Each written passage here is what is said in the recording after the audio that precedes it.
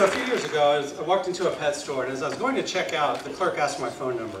Normally, I don't like to give my phone number, and I was feeling obnoxious, so I gave her the directory assistance number, 555-1212. She looks it up, she looks at me, and she says, "Is your name George Orwell?" And I said, "Yes, that's me. I'm George Orwell." This is actually a picture of me sitting on Saddam Hussein's throne in Baghdad. In the last 5 years, I've been doing biometric work for the US government, but I'm here at the 2.0 conference and Startup Showcase, and we're doing biometrics to help identify people who can't identify themselves. Now, the notion we're trying to fight here is the notion of the panopticon. And then the panopticon, it's a prison concept where you have a central tower that can observe all the prisoners, but the prisoners can't tell they're being observed. And so they always have to act as if they're being observed. And that's sort of a metaphor for the surveillance society.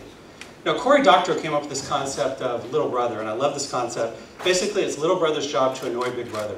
Not to break the law, but just to kind of confound the mechanism and make it harder for big brother to do his job. Now, nothing I'm going to tell you here today is really effective for breaking the law, and I want to caution you against this. I also want to caution you that technology changes rapidly, so if you use some of this stuff for ill-gotten gains and you're in jail, don't call me because I'm not going to come visit you. First, we need to talk about pixels to understand all this. The top view here is a view from CSI. This is a real clip. And they zoom in on a person's eyeball and pull out the whole scene from the person taking the picture. The bottom is my sort of replication of that experiment. Basically, CSI is all bullshit. Okay. Now in Hollywood, when they want to find out where you are, they task a satellite, it slews over, zooms in, finds your satellite, reads your license plate, tracks you, and then they send the guy in the black helicopters to come get you. But in reality, that's all bullshit too. To a satellite, a pixel is about the size of a golf ball to a good military satellite. That's not enough to read a license plate, even if it was on top of the car, which it's not. However, the police can and do read your license plates in a passive mode as they're driving around. Now, there's not much you can do about the police reading your license plates. However, we can confound one type of tracking, and that's using toll booths. The toll booths track when you go and when you come, and this has been used in a lot of court cases. If you want to confound this, go through the toll booth one way, come back a different way, or come back in the cash lane or whatever. It'll totally screw up their system. Now in Hollywood, when they do face matching, again, CSI, they take a scene from a yearbook or a website or something like that, and they match a guy, 80 years later, or 60 years later in a hospital bed, that kind of thing. No, that's all bullshit.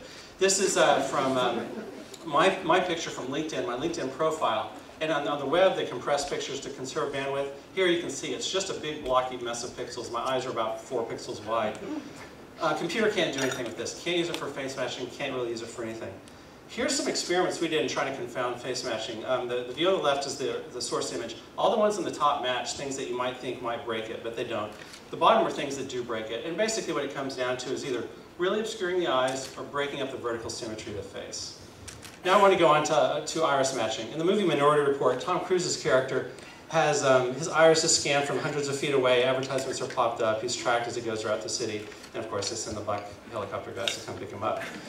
In reality, that doesn't happen. Again, it's pixels.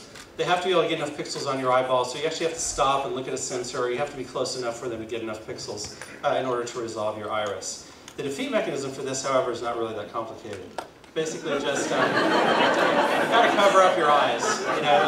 Most of the sensors are optical or infrared, and a good pair of sunglasses will block enough IR and optical wavelengths to make it so that they can't really track your iris. So that's a pretty effective thing, and they look really cool too. And Enemy of the State, Will Smith's character has all these little GPS things implanted on him in his buttons and his shoes and his pin, and these allow them to track him in buildings and everything else, whereupon they send out the black helicopter to go pick him up. Reality, they don't even need to bother with this. We're all carrying around GPS trackers on our belts or in our pockets, and these can and are actually activated without your consent on a court order. They can be turned on and turned off without you even knowing about it. So there's really no reason that they would even need to bother with this. The real GPS trackers you see here are actually a little bit bigger too, just so you know. However, the defeat mechanism for this is similarly simple. You just need to block the signal. GPS signals are weak. They can't penetrate metal. They can't penetrate in a building like here, for example. So the other thing you can do is also just turn off your cell phone.